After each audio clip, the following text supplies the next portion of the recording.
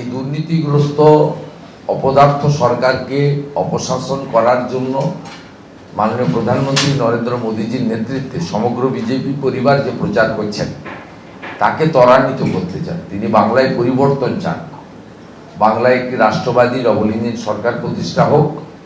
কারণ তিনি মুগ্ধ, গোপীবল্লভপুরের পাশেই উড়িষ্যাতে বিজেপি সরকার হয়েছে আজকে 1.5 বছর। তিনি আমাকে বলছিলেন যে উড়িষ্যাতে যে ধরনের কাজ হচ্ছে, যে ধরনের উন্নয়নের কাজ হচ্ছে, আমি চাই বাংলাতে আগামী দিনে ভারতীয় জনতা পার্টি সরকার আসুক, মানুষের উন্নয়ন হোক। এবং জঙ্গলমহলের মানুষরা এখন ভাতা থেকেও বড় করে তারা কর্মসংস্থান চাইছে, তারা আধুনিক হসপিটালের পরিষেবা চাইছে। আমি আরো বিস্তারিত এই নিয়ে জানবো। সমীরণ পাল আমাদের প্রতিনিধি রয়েছে। নিঃসন্দেহে ভোটের প্রথম দফা নির্বাচনের কয়েক ঘন্টা আগে সমীরণ, তৃণমূলের কাছে বড় ধাক্কা, বিজেপি তৃণমূলে ভাঙন ধরালো। কিন্তু কি কারণে খগেন মাহাতো বিজেপিতে যোগদান করলেন, এই নিয়ে তিনি কিছু বললেন কি?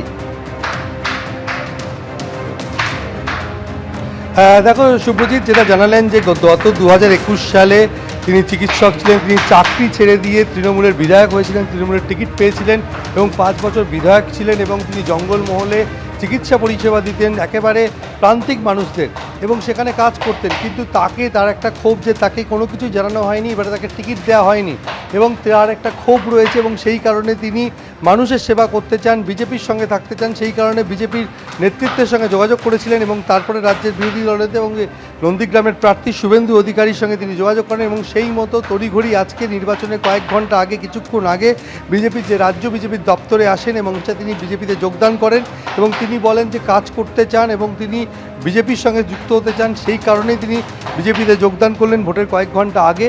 তিনি জঙ্গলমহলে মানুষের প্রতি বঞ্চনা করা হয়েছে এবং মানুষের প্রতি অত্যাচার করা হয়েছে এবং সেই প্রতিবাদ জানাতেই তিনি বিজেপিতে যোগদান করছেন। এবং শুধু তাই না, তার ক্ষোভের কথাও তিনি বলেন যে তাকে যে টিকিট দেওয়া হচ্ছে না দলের তরফ থেকে, তাকে জানানো হয়নি। রাজ্য নেতৃত্ব এবং স্থানীয় নেতৃত্বের বিরুদ্ধে তিনি ক্ষোভ উগড়ে দেন এবং নির্বাচনের ঠিক কয়েক ঘন্টা আগে গোপীবল্লভপুরের বিধায়ক ছিলেন তিনি খগেন্দ্রনাথ মাহাতো। তিনি পেশায় চিকিৎসক, তিনি এলাকার প্রান্তিক জঙ্গলমহলের প্রান্তিক মানুষের জন্য চিকিৎসা পরিষেবা দিয়ে এসেছিলেন এবং চাকরি ছেড়ে দিয়ে বিধায়ক হয়েছিলেন। কিন্তু তাকে জানানো হয়নি কেন তাকে টিকিট দেওয়া হচ্ছে না, তাকে এবারে টিকিট দেওয়া হয়নি আর সেই কারণে তিনি বিজেপিতে যোগদান করলেন নির্বাচনের ঠিক কয়েক ঘন্টা আগে। শুভ্রজিৎ।